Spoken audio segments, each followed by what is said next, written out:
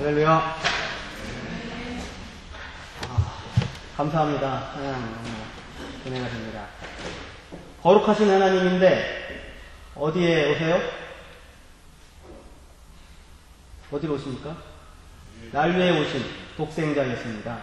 거룩하신 하나님인데 하늘 높은 곳에 계시지 않고 약하고 가난할 때, 약할 때, 힘이 필요할 때 찾아오십니다.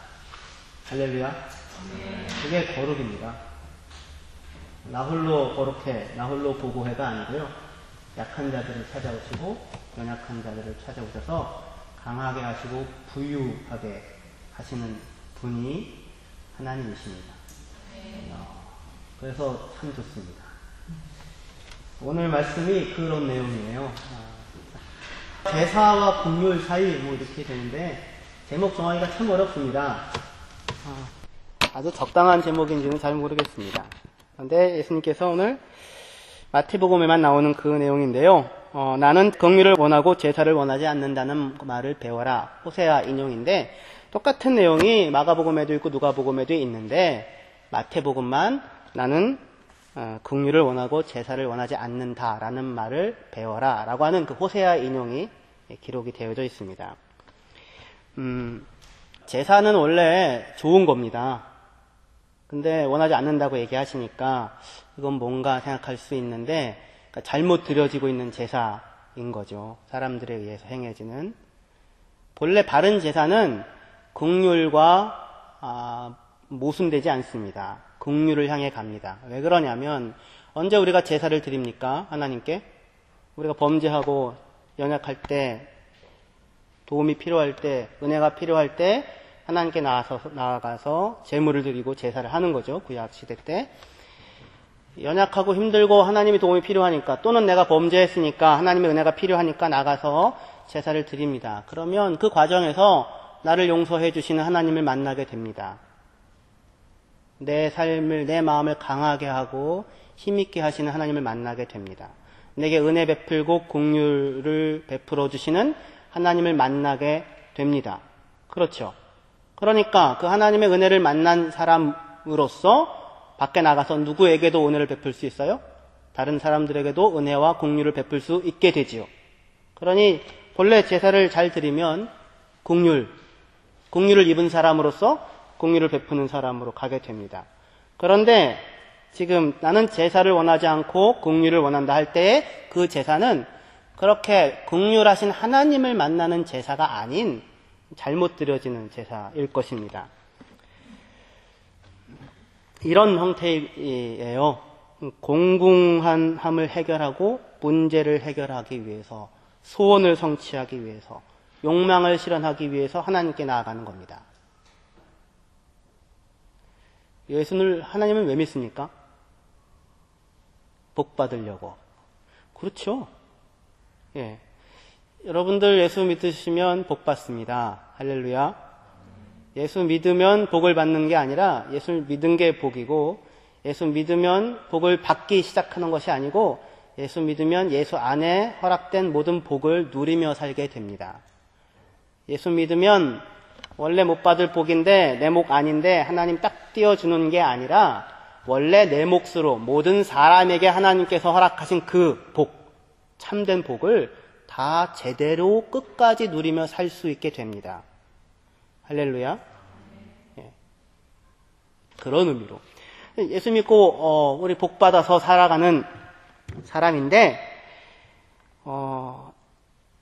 이미 그렇게 주어지고 허락되어진 그 복의 풍성함을 놓치고 각자에게 허락된 풍성함을 놓치고 나만, 내게, 내 것을 더, 누구보다 더 많이 라고 하는 쪽으로 가게 되면 많이 가져도 복을 못 누리잖아요. 그런데 잘못 드려지는 제사는 그쪽으로 가는 제사입니다. 공공을 해결하고 문제를 해결하고 소원을 성취하고 욕망을 실현하기 위해서 하나님께 재물을 갖고 나와요. 그래서 더 큰 재물을 갖고 나오고 더 큰 절제를 하고 더 큰 헌신을 하고 더 오랜 금식을 하고 더 긴 기도를 드리게 됩니다. 더 많이 가져야 되니까. 그러면 그렇게 해서 만나는 하나님은 긍휼과 은혜와 자비의 하나님이 아니라 내가 집어넣은 재물, 내가 투자한 절제, 내가 남다르게 했던 수고, 그것을 갚아줘야만 하는 빚쟁이 하나님이 됩니다. 근데 신앙생활을 그렇게 하는 것 같아요. 그러니까 크신 하나님의 거대한 은혜 앞에 압도되어 그 은혜를 받은 사람으로서 그게 남다른 은혜잖아요. 남다른 만남이잖아요. 남다른 사랑이잖아요. 남다른 정체성이잖아요. 그렇죠? 내가 남달라지는 게 아니라 그 크신 하나님의 은혜와 사랑을 받은 사람으로서 세상과 인생과 삶이 사람들이 다 다르게 보이는 남다름이죠. 그 남다름으로 살아가야 할 터인데 그게 아니라 그게 긍휼인데 그게 아니라 제사로 내가 드려지는 더 큰 재물과 더 큰 절제와 더 큰 헌신과 더 오랜 기도와 금식으로 하나님에게서 무언가를 얻어내고 그것으로 나와 내 인생을 다른 사람들과 다르게 갖고자 하는 욕구에서 제사를 드리는 것이라면 그게 지금 이스라엘의 문제였었습니다. 호세아에서. 우리도 다른 나라들처럼 강성해지고 싶다. 이런 거예요. 뭘 못 보고요? 하나님이 애굽에서 우리를 건져내 주셔서 이 좋은 땅을 주시고 자유롭게 풍성하게 살게 해주셨다. 그걸 못 보고 우리도 아수르처럼 우리도 다른 나라처럼 강성했으면 좋겠다. 라고 해서 제사를 드리고 있는 것입니다. 그렇지만 하나님이 원하시는 것은 제사가 아니라 긍휼입니다. 바리새인들이 와서 예수님의 그런 부분에 대해서 시비를 걸죠. 너희 선생님은 왜 그 세리들과 죄인들과 함께 먹느냐? 거룩한 사람 하나님의 백성은 남달라야 하지 않겠느냐?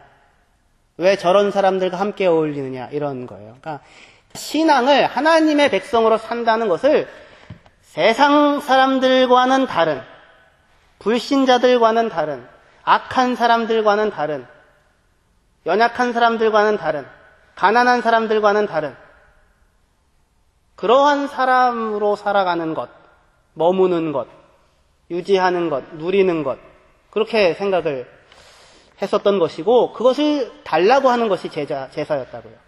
근데 하나님이 지금 예수님께서 말씀하시는 것은 나는 그런 거 원하는 게 아니고 뭘 원한다고요? 긍휼을 원한다고요.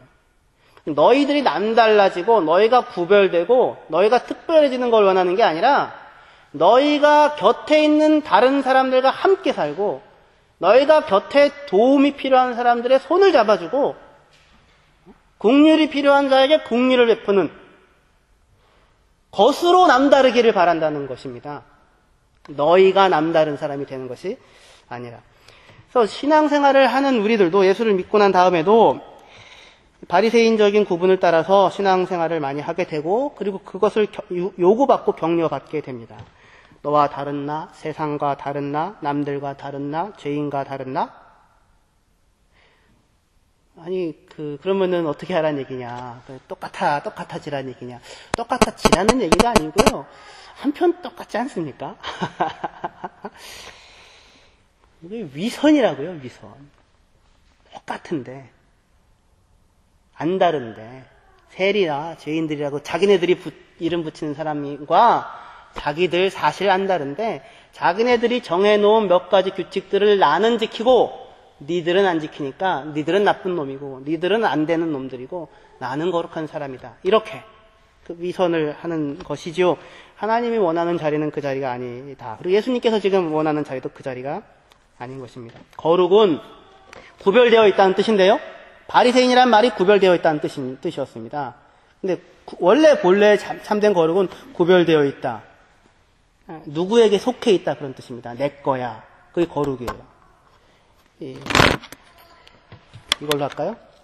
제가 안경을 맞춰왔습니다. 참 멋져 보이죠? 안경이 멋진 게 아니고요. 제가 쓰니까 멋진 겁니다. 제 안경이에요. 저에게 속해 있어요. 제게 속해 있는 제 거예요. 다른 안경과 달라요. 구별되어져 있어요. 그때 거룩하다라고 쓰는 거예요. 거룩하다는 건 하나님께 속해 있다는 겁니다. 하나님의 거다 이거예요. 저와 여러분들은 하나님의 것입니다. 하나님에 속해 있는 하나님의 사람들입니다. 그런 의미로 남다른 사람들이에요. 근데 거룩하다는 건 그렇게 구별되어져 있다, 하나님께 속해 있다, 하나님의 자녀다 이렇게 돼요. 그 사람들이 물어보잖아요. 넌 네 집 자식이냐? 그게 두 가지 뉘앙스죠. 하나는 도대체 네 아빠는 누구냐? 네 엄마는 누구냐? 어떻게 가르쳤길래 네가 그 모양이냐? 그런 것도 있고 또 한편은 넌 네 집 자식이냐? 네 아버지가 누구냐? 네 아버지 한번 만나보고 싶다. 참 궁금하다. 그런 거 있죠. 우리에 대해서도 우리가 거룩하다는 것은 우리를 보고 야, 네 아버지는 누구냐? 네가 믿는 예수는 누구냐? 네가 믿는 하나님은 누구냐? 그게 아니라 네 집 자식이야. 예수 믿는다며? 예수 믿는데? 그것도 거룩은 거룩인데. 그러니까 진짜 거룩은 구별되어 있다, 분리되어져 있다는 것은 하나님께 속했다, 하나님의 사람이다, 하나님의 자녀다, 모습에서 하나님의 향기가 난다, 예요. 근데 하나님의 향기가 나는 핵심이 뭐다? 제사로서의 구분이 아니라 남다름으로서의 구분이 아니고 긍휼이라고요. 자비. 우리가 산상순에서 내내 봤던 비판하는 사람이 아니라 대접해주는 사람. 세상에서 예수 믿는 사람들한테 하는 얘기가 뭐야? 말 많고 지는 안 하는 사람이죠. 비판만 하고 대접해주는 사람으로서 예수 믿는 사람들이 존경을 받습니까? 거의 못 들어봤죠. 제사로 가는 거라고요. 거룩하게, 구별되게, 남다른 열심으로. 남다른 열심이 하나님이 원하시는 것이 아니고 긍휼입니다. 대접해주는 사람. 야, 그 사람 만났더니 나 별것 아닌 사람인데 나를 알아주더라고. 그게 오늘 뭐였어요? 세리 마태가 예수님에게서 받았던 대접이었습니다. 할렐루야.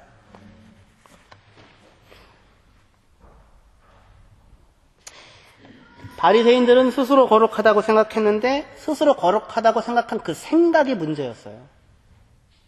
그게 사람을 미치게 만듭니다.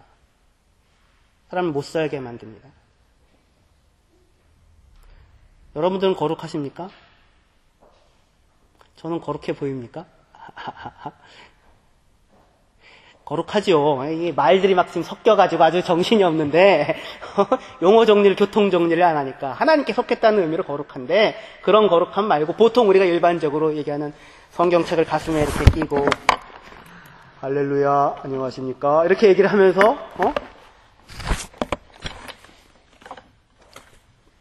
스스로 거룩했다고 생각한 것이 문제였어요. 남다르다, 남과 달라야 한다. 저런 사람들과는 함께 어울릴 수 없다. 하나님의 계명과 법도를 지키지 않는 저런 죄인들, 따옴표를 붙여서 저런 죄인들. 그래서 죄인과 의인의 구별과 분리로 갔습니다. 너는 틀렸고 내가 맞다. 그러니 너는 심판받아 마땅하다. 나는 상받아 마땅하다. 나는 제사 드렸다. 나는 열심히 했다. 내가 옳다. 그 끝에서 뭘 만나요? 하나님을 만나는 것이 아니라 자기 의의를 만나고 남다른 자기를 만나는 거죠. 너보다 나은 나, 나보다 못한 너를 인생 가운데 만나는 겁니다. 그걸 거룩이라고 생각을 하는 거예요. 누군가를 만났을 때, 간증을 들을 때, 야, 참 하나님 대단하신 분이시다. 정말 하나님 은혜가 크다. 이런 것이 느껴지는 사람 혹시 있습니까?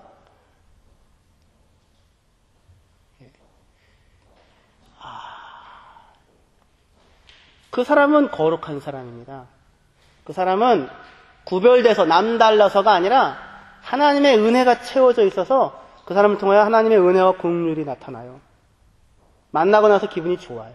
만나고 나서 행복해져요. 만나고 나서 용기가 나요. 이게 진짜 거룩이죠. 그런데 그게 아니라 참 잘났고 훌륭한데 그래 너 잘났다. 그래 내 똥 굵다. 그래 너 훌륭하다. 그런 사람 있죠. 그런 사람이 누구였어요? 바리새인들이었고 잘못된 거룩과 경건을 추구하는 그리스도인들인 것입니다. 신자와 불신자, 예수 믿는 자와 안 믿는 자, 의인과 죄인, 선인과 악인, 착한 사람과 나쁜 사람, 사람 같은 사람과 사람 같지도 않은 사람, 이렇게 나누고 나름의 기준으로 종교적인 기준과 윤리적인 잣대로 사람을 나누어서 그런 사람이 아니라 이런 사람이 돼야 돼 라고 이야기하고 요구하는 것이 제자의 길이 아니고 예수 믿는 사람들의 길이 아닌 것입니다. 기독교가 일로 가면 그 순간 기독교는 망하게 됩니다. 예수 안에 있는 의인과 예수 밖에 있는 악인이 있는 것이 아니라 예수 안에 있는 사람과 예수 밖에 있는 사람이 있습니다. 여기 잘 들으세요. 예수 안에 있는 의인과, 물론 예수 안에 있는 사람은 의인이죠. 이것도 용어 정리가 필요하지만 보통 일반적으로 사람들이 말하는 그 용어로 쓰는 것입니다. 예수 안에 있는 의인과 예수 밖에 있는 악인이 있는 게 아니라 예수 안에 있는 사람이 있고 예수 밖에 있는 사람이 있는 것입니다. 여러분들이 예수 안에 있어서 의인이긴 하지만 말이 전달이 돼요? 안에 있어서 의인이긴 하지만 그 거룩한 사람이 아니고 그냥 사람이라고요.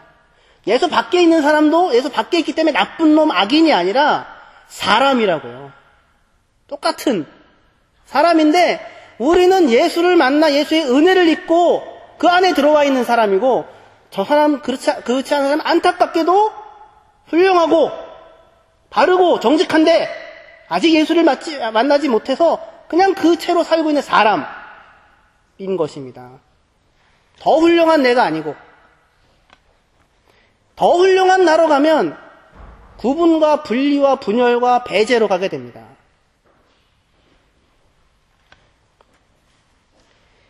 예수 안에 있는 사람도 예수 밖에 있는 사람도 다 한편 죄인이고 한편 하나님의 형상으로 지어진 소중한 가치 있는 사람들입니다.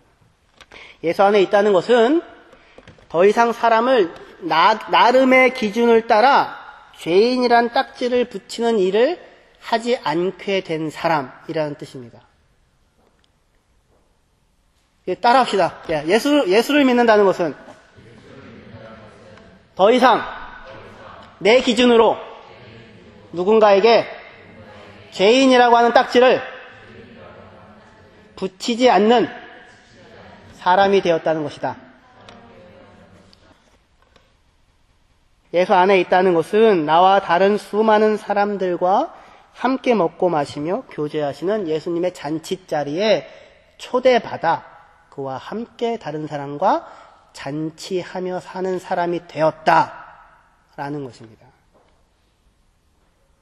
저 밖에서 죄인들이랑 뭐 하는 거야? 라고 하는 자리에 있는 것이 예수 믿는 사람이 아니라 죄인인데 예수께서 나를 불러서 다른 죄인들과 함께 잔치하는 자리에 나를 초청하시고 그리고 그들과 함께 먹으며 사는 사람으로 부르셨다라고 하는 사실을 알고 이 땅을 살아가는 사람입니다. 긍휼을 입은 사람, 긍휼을 누리는 사람, 긍휼을 베푸는 사람입니다. 복음 밖에서 사람은 자기 자신 안에 서게 되지만 복음 안에서 사람은 예수님 안에 서게 됩니다. 여러분들은 지금 어느 자리에 서 있습니까?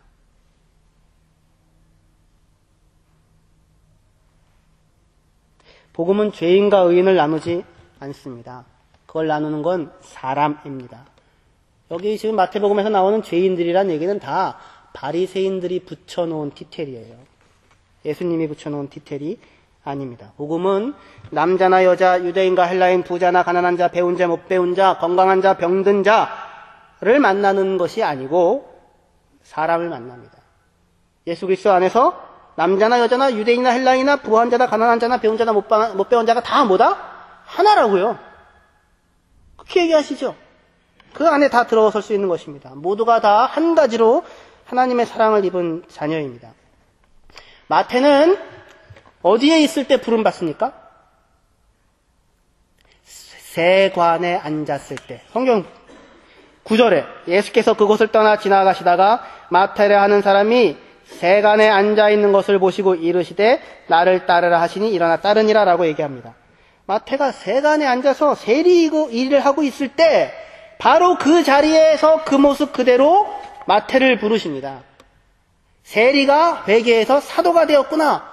그래서 세리와 사도를 구분하는 데 강조가 있는 게 아니고 세간에 세리인 채로 앉아있는 그 사람을 예수님께서 제자로 부르고 사도로 부르신다 라고 하는데 강조가 있습니다. 바리새인은 세리로 있는 마태를 만날 길이 없어요. 죄인이니까. 자기들의 정한 규칙을 따라와야 되니까, 제사를 드려야 되니까, 금식을 해야 하니까, 손을 씻어야 되니까, 1회에 2번씩 금식하고 살아야 되니까, 더러운 돈은 만지면 안 되니까, 누가 그렇게 살 수 있어요? 암하 아레츠, 땅의 사람들, 수많은 사람들이 바리새인의 기준에 따라서 다 죄인들이 돼버렸어요. 그러니 그 사람들은 누구를 만날 수 있는 길이 없어요? 하나님을 만날 수 있는 길이 없어요. 다 죄인들이라고요. 우리는 의인이라고 생각하고 살아왔어요. 그게 바리새인들의 제사의 길이었어요. 그 길로 가면 기독교는 죽어요. 그건 기독교가 아니에요. 그건 복음이 아니에요. 근데 우리도 그렇게 된다고요. 신자와 불신자, 의로운 사람과 악한 사람들, 고상한 사람과 저급한 사람들, 성공한 사람과 그렇지 않은 사람들. 그 구분으로 서로가 인생을 보고 있으면 마태는 예수님을 만날 수 있는 길이 없어요. 그런데 예수님은 세간에 앉아있는 채로 있는 그 마태를 그 자리에서 만납니다. 그리고 그 자리에서 마태를 부릅니다. 너는 나를 따라라. 그렇게 사람을 만나 주십니다. 그렇게 마태를 부르자, 세간에 있는 채로 있는 마태를 부르자, 마태가 청한 잔치자리에 누가 올 수 있어요? 수많은 죄인들과 세리들이 함께 와가지고 같이 잔치를 하는 거예요. 뭘 보고 그들이 올 수 있었어요? 세간에 앉아있는 마태를 부르시는 예수님. 그러니 우리도 갈 수 있는 것 아니에요? 다 가가지고 같이 잔치를 했다고요. 거기가 뭐예요? 거기가 복음이고 거기가 기독교의 거룩함이고 하나님의 거룩함인 것입니다. 그러면 무슨 짓을 해도 다 용납된다는 것이냐? 세리 나쁜 놈들 아니냐? 매국노 아니냐? 물론 무슨 짓을 해도 다 용납된다는 말은 아닙니다. 훌륭한 사람과 훌륭하지 않은 사람이 있습니다. 그렇죠. 의인과 악인이 있지요. 의인과 악인이 있습니다. 하나님 심판하실 것입니다. 우리의 기준과 다를 것이지만 여기서 지금 예수님을 통하여 우리가 봐야 하는 내용은 예수님께서는 사람을 만날 때 죄인이라고 하는 것을 너는 매국노, 너는 죄인 이렇게 해서 사람을 만나는 게 아니라 세리로 있고 세간에 앉아있는데 사람을 사람으로 만나서 그를 부르시더라 라고 하는 것입니다. 예수님이 만난 사람들은 다 사실 죄인이 맞습니다. 예수님은 죄인을 만나셨습니다. 죄인을 부르러 왔습니다.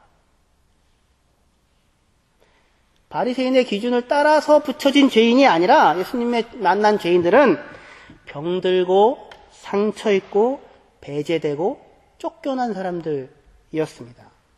세리라는 딱지 속에, 매국노라는 딱지 속에 갇혀서 평생을 호식할 수는 있어도 마음이 찌그러져서 살 수밖에 없었던 마태, 건강하게 살 수 있는 길이 없었던 마태, 그런 의미로의 죄인을 만나러 오십니다. 그 뒤에 나오면 이제 4가지 기적이 이어서 나오거든요. 회당장 야이로, 회당장으로 하나님을 섬기고 있지만 어린 딸을 잃고 슬픔에 잠겨있는 한 아버지, 12년 동안 혈루증을 앓아서 피가 나오니까 사람들이랑 함께 섞여 살 수 있는 길이 없어요. 그래서 배제되고 쫓겨나고 구별돼서 더러운 사람이라고 사람들에게 의해 여겨져서 혼자 살 수밖에 없었던 그 여인, 부정한 여인, 죄인, 사람들이 얘기하는 죄인이 아니라 병들고 상처 있는 사람들, 몸과 마음과 영혼의 아픔이 있고 상처가 있고 병이 든 사람들, 제사를 드리는 것만으로는 해결할 수 있는 길이 없는 절망에 잡혀있는 사람들, 어떻게 힘쓰고 애써도 바리새인들이 요구하는 의로움에는 도저히 다가갈 수 없었던 사람들, 비판이 아니라 대접이 필요하고 비난이 아니라 짐져줌이 필요하고 제사가 아니라 자비가 필요하고 용서가 필요하고 용납이 필요하고 한 번 눈 감아주는 것이 필요하고 덮어주는 것이 필요했던 사람들. 그 죄인들을, 사람들을 만나십니다. 귀신 들려 말 못하는 사람 그 뒤에 만납니다. 귀신 들린 사람은 이상하게 말을 못해요. 벙어리 되고 못 듣는 귀신 들린 사람들 이렇게 나오거든요. 왜 그러냐면 귀신 들리면 사람이 말을 못하고 듣지도 못해요. 그런 귀신 들린 사람들이 많은데 사람이 할 말 못하고 가슴에 쌓이고 맺히는 게 있으면 그럼 거기에 귀신이 들어오더라고요.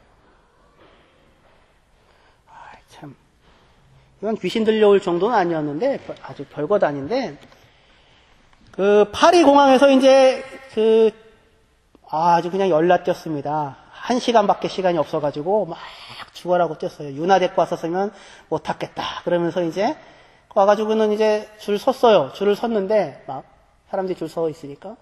근데 제 앞에 이상하게 보이지 않던 아저씨가 갑자기 보이는 거예요. 이 아저씨는 어디서 떨어졌는가. 마음이 불편해지더라고요. 그래서 뒤에 보니까 3사람밖에 안 서 있는데 아니 왜 내 앞자리에 섰을까? 뒤로 가라고 얘기할까? 뭐 그러고 있었어요. 근데 됐다. 그냥 연세도 한 60 정도 돼 보이셨으니 그냥 서라고 하자. 근데 시선을 어떻게 둬야 될지 모르겠더라고요. 그래가지고 그냥 웃고, 근데 웃는 것도 그렇고. 그런데 속으로 또 한편으로는 웃으면서 당신 그러시면 안 됩니다. 이런 말을 전달하며 얘기하고 싶기도 하고, 그렇지만 또 내가 목사인데 또 그렇게 하면 안 되지 않을까. 뭐 그런 생각도 들면서 이럴 때는 그냥 편하게 말을 하고 당신 뒤로 가. 이러면 되는 건데, 그 말이 왜, 제가 한국 사람이었으면 어르신 그냥 여기 쓰세요. 이렇게 얘기할 수도 있었을 텐데, 하여튼 그러면서 속에서 그 별것 아닌데 할 말을 못하니까 속에서 말이 웅성웅성 되더라고요. 별것 아닌 건데도 불구하고. 결국 제 앞에까지 와가지고 보딩 하려고 딱 됐는데 그 분이 얘기하시더라고요. 이 비행기가 아닙니다. 옆에 있는 비행기를 타십시오.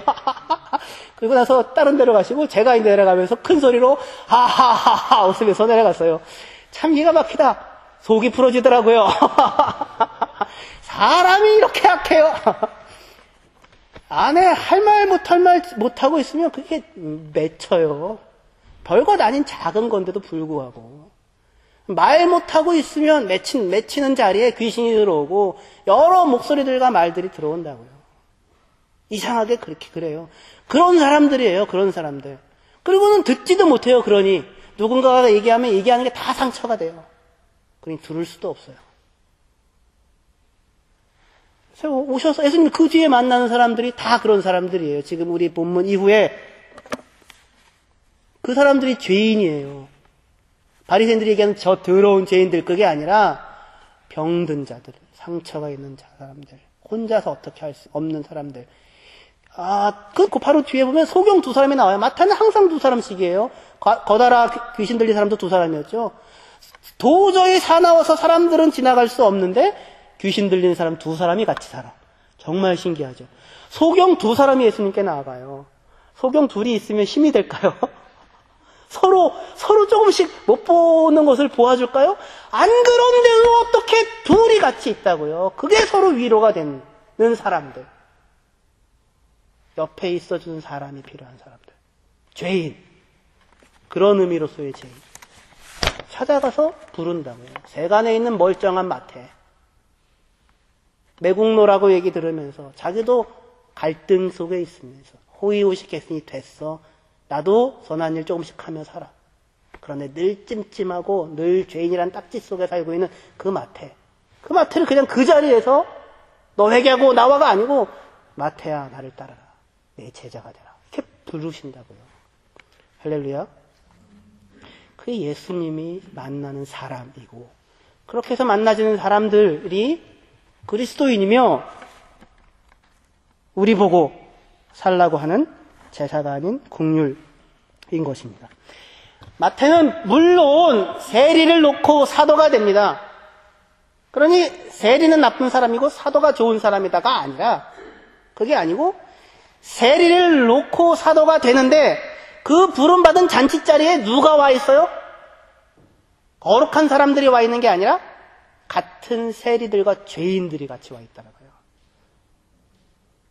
그게 그리스도인의 부름입니다.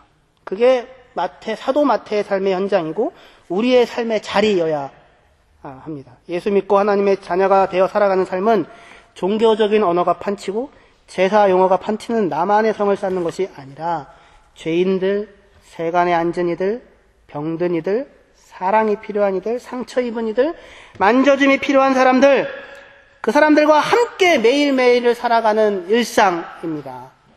구분하지 않고 함께 살아가는 것입니다. 오른쪽 뺨을 때리는 사람과 함께 살아가고 선인과 악인에게 햇빛과 비를 주고 오리를 가자고 하는 사람에게 심리를 가고 산상순에서 내내봤던 거죠. 예수 믿는 사람들의 삶은 오병이어의 기적이 나타나는 초월을 맨날 누리면서 사는 것이기 때문에 재미있고 신나는 것이 아니라 그거는 맞아요. 예수 믿으면서 사는 삶은 오병이어의 기적이 매일 일어나요. 그거 맞아요.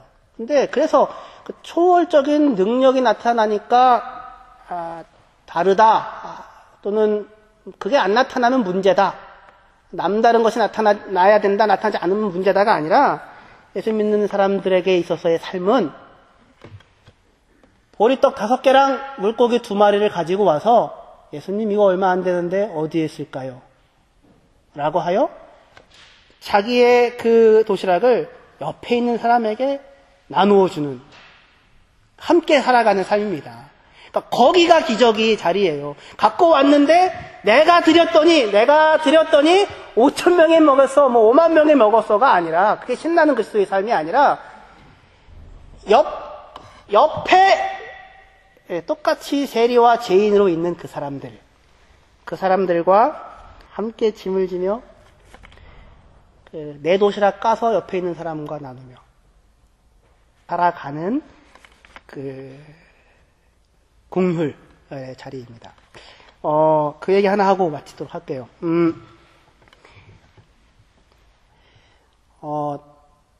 한국에 딱 도착했는데요. 도착하자마자 어느 권사님이 찾아오셨어요. 한 15년 만에, 20년 만에 만난 것 같아요. 찾아오셔가지고 봉투를 주시더라고요. 보니까 120만 원이 들어있어요. 그래서 참 제 통장에 돈이 없는 상태로 한국에 갔고 그 다음에 교회 무슨 성경도 사야 되고 애들 성경도 사야 되고 교재도 사야 되고 이것저것 사야 돼서 그거 물품 살 만큼도 돈이 없을 것 같은데 어떻게 하나 일단 무조건 가보자 라고 해서 간 상태였거든요. 근데 딱 도착하자마자 한 20년 동안 한 번도 연락이 없었던 권사님이 제가 온다는 걸 어떻게 수소문을 해가지고 찾아오셔서 봉투를 주고 가셨어요. 그래서 120만 원을 받았어요. 참 하나님 감사합니다. 그걸 가지고 잘 썼어요, 아주. 정말 여유 있고 넉넉하게 썼어요. 어머니한테도 손드리고 누구한테도 드리고 사람들한테도 나누고 한 90만 원 정도를 쓴 것 같아요. 90만 원 정도를 사람들한테 줄 수 있었어요. 120만 원이 생겼으니까. 어차피 내 돈 아니니까. 내가 잘 쓰라고 주신 거니까. 하나도 아깝지 않고 기분 좋게 썼어요. 그런데 마지막 10만 원은 참 힘들게 썼어요. 그건 왜 그랬냐면, CCC 그 간사님 2사람이 계신데 부부예요. 세상에서 제일 불쌍한 여자가 누구냐면 간사랑 결혼하는 사람. CCC 간사랑 결혼하는 사람이래요. 근데 그 사람보다 더 불쌍한 사람은 간사끼리 결혼하는 사람. 그 2사람이에요. 제 친구가 간사끼리 결혼해가지고 지금 대표 간사를 8년 하고 CCC 간사한 지 한 15년이 넘었어요. 넘으면 시간이 지나면 지날수록 월급이 올라가요. 호봉이 올라가니까. 돈은 어디서 나오냐면 본부에서 나오는 게 아니라 본인이 후원자를 발굴해서 채워야 돼요. 그러니까 월급이 올라가면 올라갈수록 부담만 커져요. 다 자기가 후원자를 발굴하는 거니까. 근데 안식년이 시작됐대요. 그러니 안식년 시작했으니까 누가 후원해 줄 것인가? 후원해 줄 사람 오히려 하다가도 좀 떨어지겠다. 그 생각이 들어서 10만 원을 드렸습니다. 근데 제 가기 마지막 날에서 통장에 다 집어넣은 상태였거든요. 가서 기계에서 꺼내가지고 10만 원을 꺼내서 딱 드렸어요. 드리고 나서 돌아서면서 제가 마음이 기뻐해야 될 텐데 아깝다. 아, 나도 마찬가지인데. 간사 두 사람, 결혼한 간사 두 사람, 그 사람들이 더 불쌍한 거 맞긴 맞는데, 얼굴에 때깔도 좋다.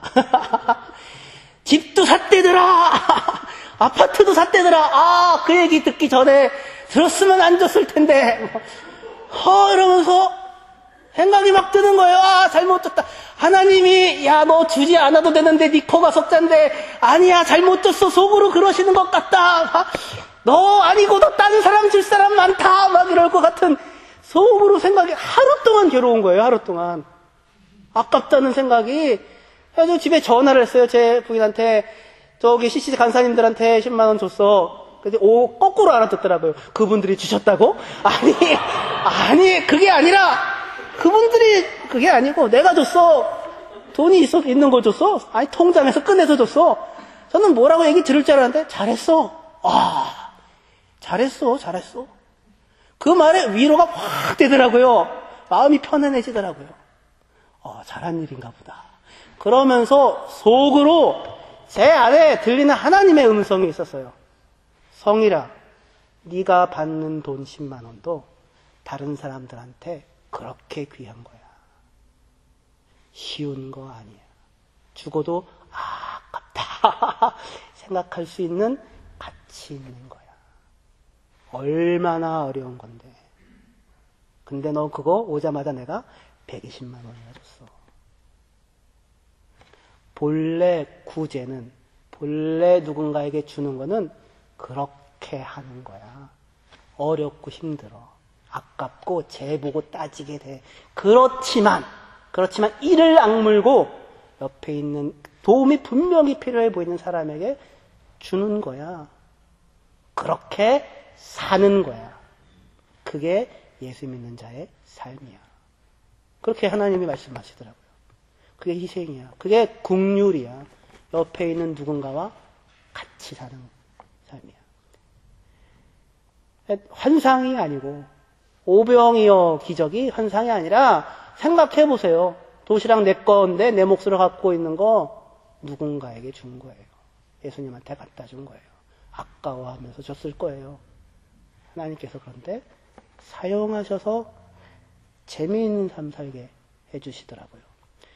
같이 내 부족한 대로 아깝지만 옆에 있는 사람들과 구분하고 나누지 않고, 구분하고 나누지 않고, 죄인과 의인으로 나누지 않고, 예수 믿는 사람과 안 믿는 사람으로 나누지 않고, 사랑이 필요한 사람, 도움이 필요한 사람, 하나님의 자녀, 하나님의 형상으로 빚어진 소중한 사람, 나보다 나은 사람, 나보다 정직한 사람, 나보다 훌륭한 사람으로 만나서 함께 살아가는 것입니다. 기도하시겠습니다.